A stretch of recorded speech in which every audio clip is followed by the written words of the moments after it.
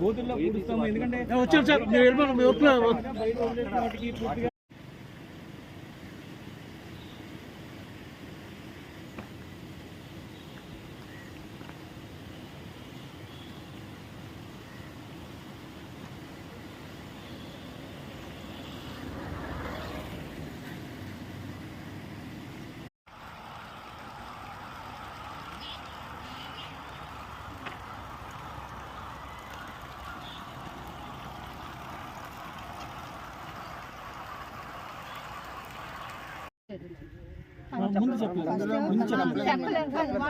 అదంటే ఆ ప్రొసీజర్ ప్రకారం చేస్తుంటారు.